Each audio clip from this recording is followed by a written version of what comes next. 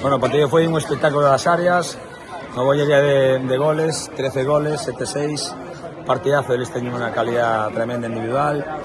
Nos ese puntiño de que non nos xogábamos nada especial, pero se xogábamos en Riazor, ca nosa xente que está increíble con nós, aos aficionados, que xa desde agora mesmo cito a todos os que veñen e outros para ese día de cuartos de final que vai ser agora sí o Barcelos, vai ser moi importante para o clube, para a cidade, para todo o mundo, porque son os cuartos de Champions. E despois, pois un partido máis ou menos esperado, porque eles teñen muchísimo gol e nos ese momento, bueno, penso que fixemos moitos momentos moi bons dentro da primeira parte e tamén da segunda. Bueno, moi contento co traballo do equipo en un partido que nos xogábamos moito, pero xogábamos porque queríamos quedar invictos na casa, porque iso é importante para os cuartos. Penso que fixemos unha Liga de Campeóns a nivel de grupo, a verdade que moi boa.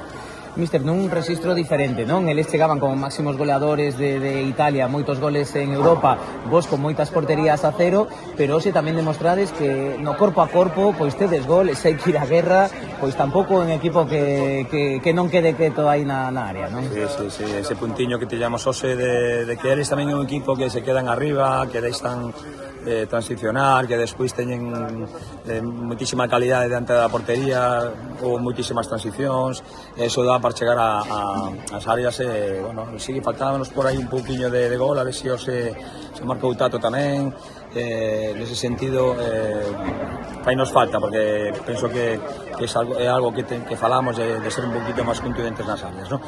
Pero bueno, a semana que ven non va a ser así, seguramente, porque este Europa, o hockey italiano é diferente que o que temos aquí nós, e agora sí que esa mentalidade única para os xoves que ven, en eses cuartos de final, con frente ao Igualada, traballar ben, pensar ben nese partido e intentar chegar ali pois a tope.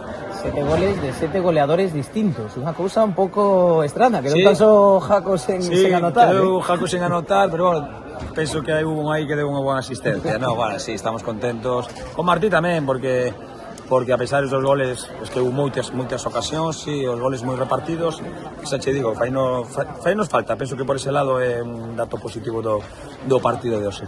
Logo, como valoras o partido tan longo? Non sei se tes a sensación de que eles tamén xogaron un pouco co resultado de Porto final, rematou antes, bastante antes, 5 minutos antes, lóxicamente pois non era o mesmo, non? Enfrontarse ao Porto nos cuartos de final que poder ter a Noia. Ti crees que eles puideron valorar un pouco iso ou non? Bueno, non sei, porque hoxe nos non traíamos moitos números, porque sabíamos que íbamos con Barcelos ou con Porto, dábamos igual, non mudaba moito. Eles sí, porque mudaban sobre todo a volta en casa, agora la ten perdida, pero bueno, da igual, porque xa che digo, nós tamén vamos a intentar xogar os cuartos de final, aunque non se sabe ventaxa de campo, moitas veces non sabes que é o mellor, no?